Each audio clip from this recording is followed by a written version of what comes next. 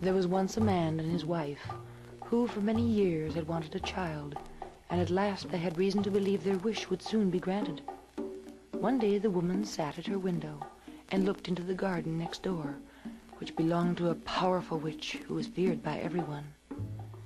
In the garden was growing a certain kind of lettuce, which looked so fresh and green that the wife decided she simply must have some of it to eat, or she would just die. Now the husband, who loved her very much, decided he would try to get some for her, because he didn't want her to be disappointed. So in the twilight, he quietly climbed over the witch's wall and crept into her garden.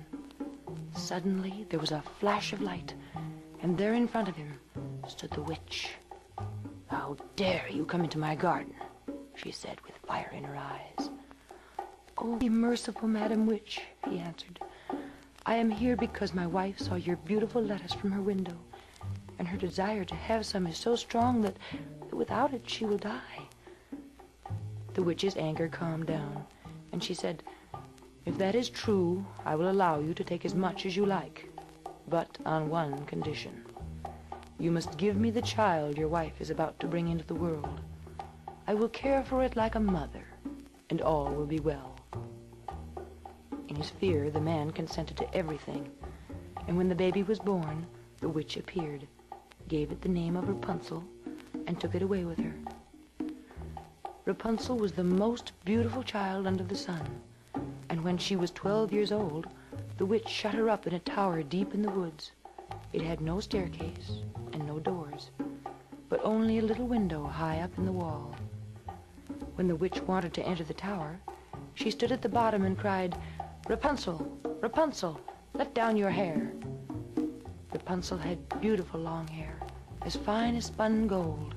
As soon as she heard the witch, she unfastened her braids and twisted them around a hook by the window. They reached all the way to the ground, and the witch climbed up by them. A couple of years later, it happened the king's son rode through the forest and came close to the tower.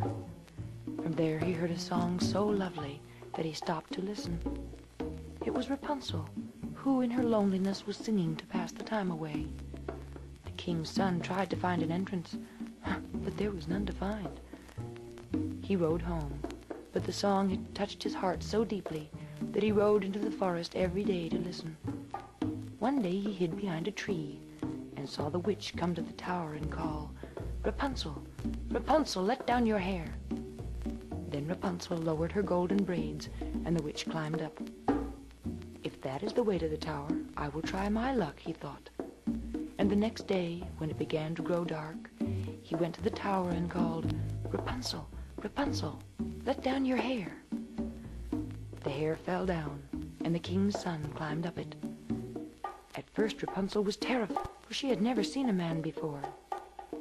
But the king's son talked to her kindly, and told her that his heart had been so deeply touched by her song that he had to see her. And when he asked if she would become his wife, she saw that he was young and handsome, and she knew he would love her. So she said, "Yes, I will gladly marry you, but how can I get down from this tower? Perhaps when you come, you can bring some strong silk. I will twist it into a rope, and when it is long enough, I will come down by it, and you can take me away with you on your horse." So every evening he came to see her and brought some silk. The witch discovered nothing, until one evening Rapunzel suddenly said to her, "Tell me, why is it that you are so much heavier to bring up than the young prince?" The witch flew into a terrible rage. She seized Rapunzel's beautiful hair, twisted it twice around her left hand, snatched up a pair of scissors, and cut off the braids, which fell to the ground.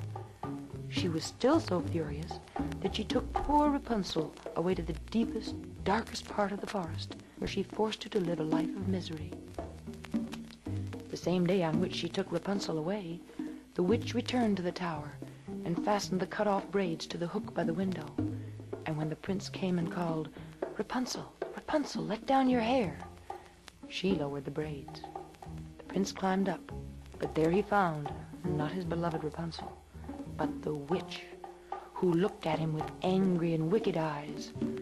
"Ah," she cried mockingly, "you have come to fetch your lady love, but the pretty bird is no longer in her nest. She will sing no more, for a great cat has her, and it will scratch your eyes out too. You will never see Rapunzel again." The prince was so shocked that he fell backwards out of the window. He was not killed, but his eyes were scratched out by the thorns that grew where he fell.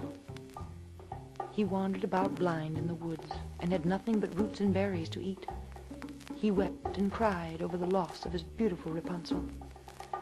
In this manner he wandered for several years, and finally stumbled into the darkest part of the forest, where Rapunzel was barely staying alive. He heard a familiar voice and groped his way towards it. Rapunzel recognized him at once and fell weeping upon him. 2 of her tears fell upon his eyes, and immediately his eyes grew clear and he could see again. He took her to his kingdom, where they were received with great joy, and they lived long and happily together.